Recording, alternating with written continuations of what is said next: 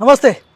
స్థానిక సంస్థల ఎన్నికలకు ముందే బీసీలకు 42% రిజర్వేషన్లు కల్పించాలని బీసీ సంఘాలు డిమాండ్ చేస్తున్నాయి.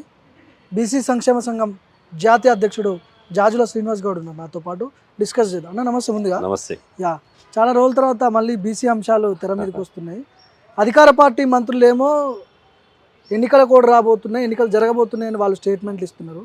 మీరేమో రిజర్వేషన్లు కావాలని మీరు డిమాండ్ చేస్తున్నారు. అయ్యే ఛాన్స్ కనిపిస్తూ ఉంది అసలు? అంటే ఇప్పుడు 18 నెలలుగా ఆగింది దేనికోసం?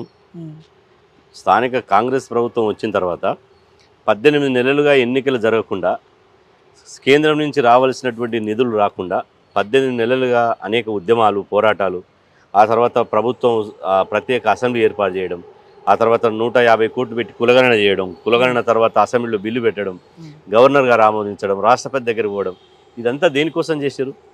అంటే ఇదే నోటిఫికేషన్ ఇప్పుడు ఇవ్వాలనుకుంటే, బీసీ రిజర్వేషన్లు పెంచకుండా ఇప్పుడు ఇచ్చేటువంటి నోటిఫికేషన్ ఇప్పుడు ఇవ్వాలనుకుంటే, ఇచ్చే నోటిఫికేషన్ ఏందో అప్పుడు ఇవ్వచ్చు కదా. ఇంత ప్రక్రియ, ఇంత ప్రాసెస్, ఇంత సమయము, ఇంత అందరి సమయము ఎందుకు వృధా చేసినట్టు? కాబట్టి ప్రభుత్వము ముఖ్యమంత్రి రేవంత్ రెడ్డి గారికి చేయాలని ఉందని నేను అనుకుంటున్నాను. కానీ ప్రభుత్వంలో ఉన్నటువంటి పొంగులేటి శ్రీనివాసరెడ్డి లాంటి వాళ్ళు తొందరపడి ఓ కోయిలా ముందే కూర్చుంది అన్నట్టు, ఇవాళ ఆయన స్వతహాగా కనీసం ఒక సామాజిక సోయి లేకుండా ఇవాళ జూన్ చివరి వారంలో మేము స్థానిక సంస్థల ఎన్నికల నోటిఫికేషన్ ఇస్తామని చెప్పడం జరిగింది. పొంగులేటి శ్రీనివాసరెడ్డిని రేవంత్ రెడ్డిని విడదీసి చూస్తున్నారా మీరు? అంటే ముఖ్యమంత్రి గారు ప్రకటిస్తే ప్రభుత్వ విధానంగా చూస్తాం, మంత్రులు ప్రకటిస్తే ప్రభుత్వ విధానంగా చూడం కదా. పొంగులేటి శ్రీనివాసరెడ్డి పంచాయతీరాజ్ శాఖ మంత్రి కాదు, కనీసం డిప్యూటీ సీఎం కూడా కాదు. ఆయన ఏ హోదాతోటి ప్రకటిస్తాడు? ఆయన ప్రకటనతోటి బీసీలలో మళ్ళీ గందరగోళం ఒకటి ఇలా రాష్ట్రంలో ఒక అలజడి రేగింది. అంటే 42% రిజర్వేషన్లు ఇస్తామన్న కాంగ్రెస్ పార్టీ ఇయ్యకుట్టనే దొంగ దెబ్బ తీసి మళ్ళీ ఎన్నికలకు పోతుందా? ఇప్పటికిప్పుడే ఇంత అడావిడిగా, ఇంత హరీబరీతోటి ఎన్నికలకు పోవాల్సినటువంటి అవసరమే ఉంది. ఇలా అఖిలపక్షంతో ఢిల్లీకి పోతానన్న ముఖ్యమంత్రి మాట ఏమైంది? కేంద్ర ప్రభుత్వం మీద ఒత్తిడి తీసుకొస్తామన్న మాట ఏమైంది? ఆ తర్వాత జూలై 21 తేదీ నుంచి పార్లమెంట్ సమావేశాలు జరుగుతున్నాయి. ఇలా కాంగ్రెస్ పార్టీ జాతీయ పార్టీ కాబట్టి ఈ కులగణన బీసీ రిజర్వేషన్ అంశాన్ని ఒక ఎజెండాగా తీసుకొని పార్లమెంట్లో కేంద్ర ప్రభుత్వం మీద కొట్లాడేటువంటి శక్తి కాంగ్రెస్ పార్టీకి ఉంది కదా. ఆ కొట్లాడే ప్రయత్నం చేయకుండా, అడిగే ప్రయత్నం చేయకుండా, ఒత్తిడి చేసే ప్రయత్నం చేయకుండా ఇవాళ ఆ ప్రయత్నాలన్నీ విరమించుకొని రాజకీయ ప్రయోజనాల కోసం ఎన్నికలు పోతామంటే మళ్ళీ బీసీలకు ఎగనామం పెట్టుడు, బీసీలను మోసం చేస్తుడే కదా. కాబట్టి ఇక్కడ చట్టసభల్లో ఆమోదం తెలిపిన తర్వాత కేంద్ర ప్రభుత్వం మీద మొత్తం వాళ్ళ చేతుల్లోకి వదిలేసి చేస్తారా లేదా అని అనుమానాలు. ఇప్పుడు దీని మీద రిజర్వేషన్ల అంశం మీద సుప్రీంకోర్టులో ఒక జడ్జిమెంట్ వచ్చింది. ఈ రిజర్వేషన్లు, సామాజిక రిజర్వేషన్లు 50% దాటకూడదని. సుప్రీంకోర్టు జడ్జిమెంట్లను అధిగమించాలంటే అది పార్లమెంటుకే అధికారం ఉంటుంది, రాష్ట్ర అసెంబ్లీలకు అధికారం ఉండదు. కాబట్టి పార్లమెంటులో బిల్లు చేస్తే తప్ప, పార్లమెంటులో ఈ బిల్లును ఆమోదిస్తే తప్ప రిజర్వేషన్ల పెంపుకు, బీసీ రిజర్వేషన్ల పెంపుకు మోక్షం కలగదు. కాబట్టి ఈ ప్రాసెస్ అంతా న్యాయ ప్రక్రియ, రాజకీయ ప్రక్రియ, చట్ట ప్రక్రియ అన్నీ తెలుసు. అన్ని ప్రక్రియ తెలిసిన తర్వాత వీళ్ళు బీసీలను ఇక్కడ 2 పార్టీలు, ఒకటి కాంగ్రెస్, 2 బీజేపీ. ఇలా బీజేపీ కూడా నిన్న కిషన్ రెడ్డి గారు ప్రెస్ మీట్ పెట్టి ఏం మాట్లాడతాడు? కిషన్ రెడ్డి గారు సోయిని మాట్లాడుతుండా, సోయి లేకుండా మాట్లాడుతుండా? లేట్ అవుతుంది కదా. అంటే ఇప్పుడు ఏర్పడి 2 ఏళ్ల దగ్గరకు వచ్చింది. లోకల్ బాడీ ఎన్నికలు జరగకపోతే గ్రామ స్థాయిలో ఉన్న వాస్తవమే. ఈ నిజంగా గ్రామీణ ప్రాంతాల్లో పాలన అస్తవ్యస్తం ఉంది. దానికి కారణం వాళ్ళు కిషన్ రెడ్డి గారు, బీజేపీ ప్రభుత్వమే కదా. బీజేపీ జాతీయ పార్టీ కదా. జాతీయ పార్టీకి హైదరాబాద్కు ఒక విధానం, ఢిల్లీకి ఒక విధానం ఉండదు కదా. హైదరాబాదులో బీసీ రిజర్వేషన్ల బిల్లుకు మద్దతు తెలిపిన బీజేపీ ఢిల్లీకి ఓతలకలు ఎందుకు వ్యతిరేకిస్తుంది?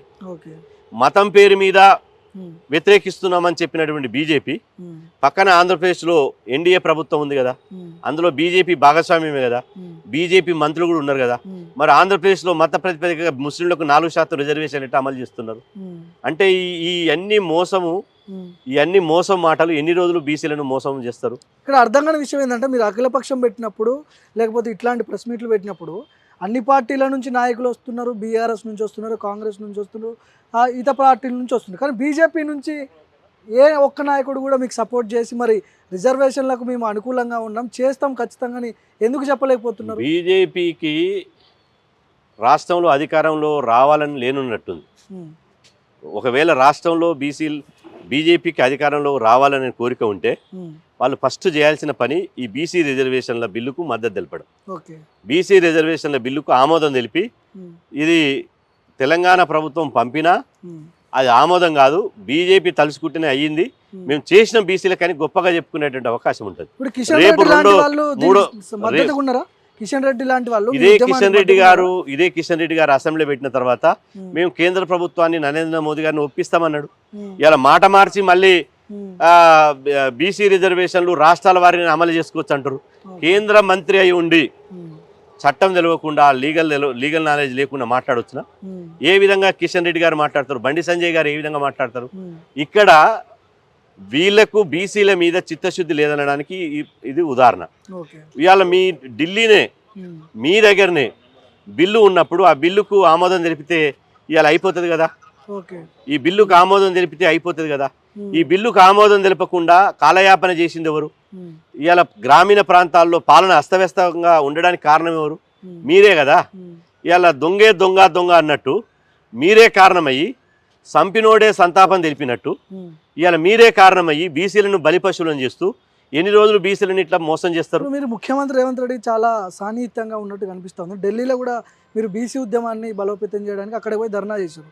రాష్ట్ర ముఖ్యమంత్రి ద్వారా కేంద్రంలో ఒత్తిడి చేసి చేయొచ్చు కదా. ఇప్పుడు ఇక్కడ రాష్ట్ర ప్రభుత్వం చేయాల్సిన ప్రక్రియ అంతా చేసింది, కానీ చివరిగా రాష్ట్ర ప్రభుత్వం ఒత్తిడి తీసుకురావాలి. ప్రభుత్వం మీద, కేంద్ర ప్రభుత్వం మీద అఖిలపక్షం తీసుకుని పోయి ప్రధానమంత్రిని అపాయింట్మెంట్ అడిగి ఢిల్లీలో కూర్చొని చేయించాలి. అది చేయలేకపోతుంది. ఎందుకు చేయలేకపోతుందనే ఈ సభ పెట్టినాం.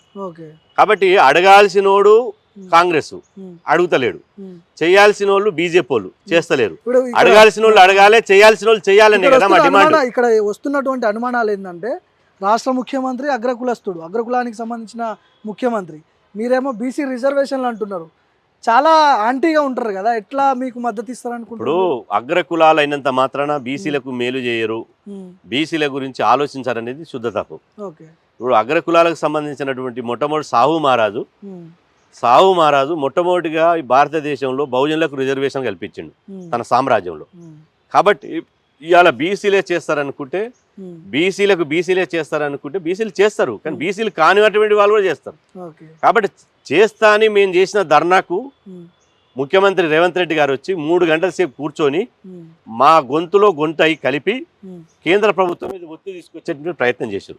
ఆ ఒత్తిడిని, ఆ ప్రాసెస్ని కంటిన్యూ చేస్తలేడు. మేము కంటిన్యూ చేయాలంటున్నాం, నిరంతరం చేయాలంటున్నాం. నిరంతరం వాళ్ళ వెంట పడాలి. వాళ్ళ వెంట పడకపోతే కేంద్ర ప్రభుత్వం ఇదే అలసుగా తీసుకుని బీసీలను రాజకీయంగా గొంతుకోవాలని చూస్తుంది. 42% ఒకవేళ రిజర్వేషన్లు ఇవ్వకుండా ఎన్నికలకు పోతే ప్రభుత్వం, మీరు చాలా సాన్నిహిత్యంగా ఉంటారు ఈ మధ్య ముఖ్యమంత్రితో, ఆ సాన్నిహిత్యం అట్లనే కంటిన్యూ అవుతుందా? పోరాటం రివర్స్ అయ్యే అవకాశాలు? మాకు వ్యక్తిగత సాన్నిహిత్యం లేదు, ఉద్యమ పరంగా మాత్రమే ఉన్నది. బీసీ రిజర్వేషన్ల గురించి ఇలా ఖచ్చితంగా 42% అమలు చేసిన తర్వాతనే స్థానిక సంస్థలు ఎన్నికలు నిర్వహించాలి. అట్లయితేనే ఎన్నికలు జరుగుతాయి, లేకపోతే బరాబర్ అడ్డుకుంటాం. మంత్రుల స్టేట్మెంట్లు అట్లా కనిపిస్తలేవు కదా. ఇప్పుడు సీతక్క గారు నిన్న స్పష్టంగా చెప్పారు. సీతక్క గారు పంచాయతీరాజ్ శాఖ మంత్రి. పొంగులేటి శ్రీనివాసరెడ్డి గారు చెప్పింది ఇక్కడ చెల్లదు.